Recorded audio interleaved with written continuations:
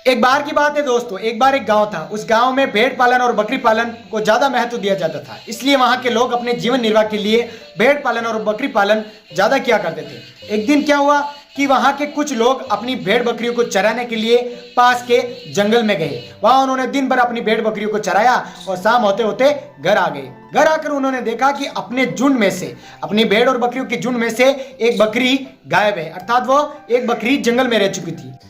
जंगल में गुम हुई बकरी धीरे धीरे चलते चलते पास के दूसरे गांव में जा पहुंची।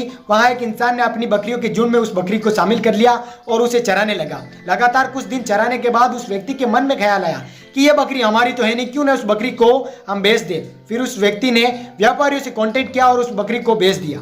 फिर व्यापारी ने उस बकरी को अपनी गाड़ी में भरा और उसी गांव की ओर चल पड़े जिस गांव की वो बकरी थी। वहां कुछ लोगों ने इस बकरी को पहचान लिया और कहा कि ये तो हमारे गांव की बकरी है, आप इसे कहां ले जा रहे हो। व्यापारियों ने कहा कि हमने इस बकरी को पास के गांव के एक व्यक्ति से खरीदा और आप बोल रहे हो इस बकरी को कहां ले जा रहे हो, हमने नगद देके इस बकरी को खरीदा है। फिर गांव वालों ने कहा कि उस व्यक्ति को यहाँ बुलाया जाए। फिर उस व्यक्ति को उन व्यापारियों ने उस गांव में बुलाया और कहा कि आपने इस बकरी को कैसे बेच दिया, ये बकरी तो आपकी थी नहीं। फिर गांव वालों ने कहा कि आप इस बकरी के असली हकदार ना होते हुए भी उस बकरी को आपने कैसे बेच दिया।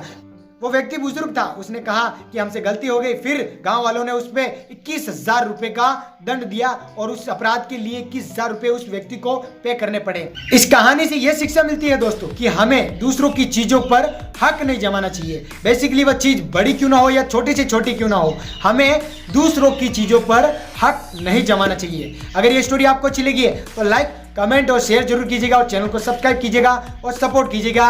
मिलते हैं अगले वीडियो में, तब तक के लिए इस वीडियो को देखिए और एंजॉय कीजिए। Tata bye.